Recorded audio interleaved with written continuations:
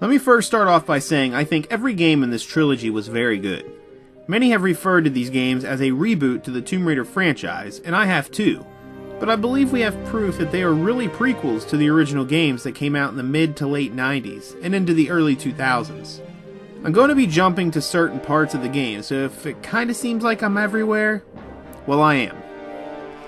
Let me also clear something up before I begin. It's Lara Croft, not Lara. Even though it's pronounced both ways in this game, some fanboys get angry when you say Lara. But that's the way it's supposed to be. Just go back to the first game when Natla says it in the cutscene that started it all. Feast your eyes on this, Lara. Case closed. So Shadow of the Tomb Raider opens with a very intense cutscene. Jonah and Lara are both in some danger as the plane they are flying in is heading towards the ground. Jonah mentions there are no parachutes, which I can't figure out. And Lara is screaming, "Get ready to jump." Jonah thinks she's absolutely nuts, but I like it.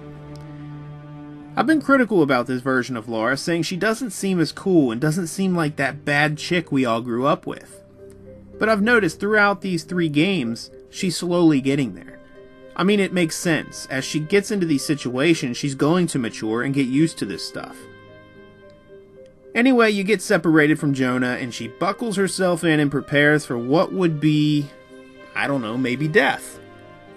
After the screen goes black, it takes you back 2 days before the incident we just saw. At one point I thought it was a cutscene, but it was waiting for me to play. That's how good this game looks. All 3 of these games have kept the original tradition. It feels like you're along on the adventure with Lara. Once you get back to present day, Lara has survived the plane crash and is looking for Jonah and Miguel.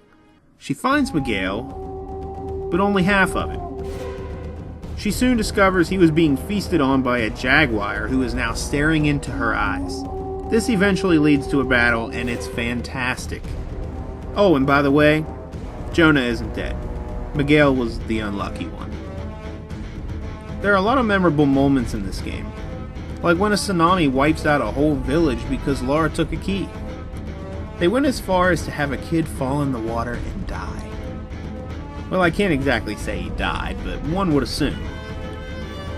They even have a horror aspect. At one point you find yourself being stalked by these loud screaming creatures and eventually being chased by them. I love this part. And I gotta say, personally, I'm not a big fan of a lot of swearing in games or even movies. But I did bust out laughing when Lara was looking for Rourke, one of the antagonists in the game, because she was dropping F-bombs while hunting for him. And I mean, I find it odd for Lara to say that, but I actually liked it because it showed her frustrations and anger. My absolute favorite cutscene is when Lara thinks they have killed Jonah. She is irate and emerges from the water and straight murders a dude by stabbing him. And I used the PS1 version of Lara, so this was 20 times more terrifying. As you've seen, I used the Tomb Raider 2 version, and they let you select quite a few older versions of Lara, but it's limited due to certain clothing she has to wear to advance the game. Which sucks to an old fan like me, but what makes an old fan like me happy is the ending. The original ending was patched out for something different, and nobody knows why. I prefer the pre-patched ending because it makes you realize these games weren't a reboot at all. They were prequels leading up to the 1996 Tomb Raider game. Winston the butler is scooting his way into Lara's room carrying his tray just like he used to in the original games. And what really makes things interesting is the camera is focused on an envelope that is unopened by guess who? Natla, the antagonist from the original game.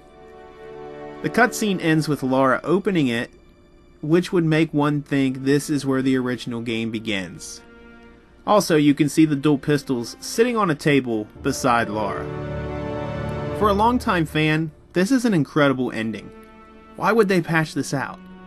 I mean, yeah, technically Lara was introduced to Natla through a laptop, but maybe this is what started it. I don't know. In my opinion, this was the better ending, and what imbeciles they are to remove it.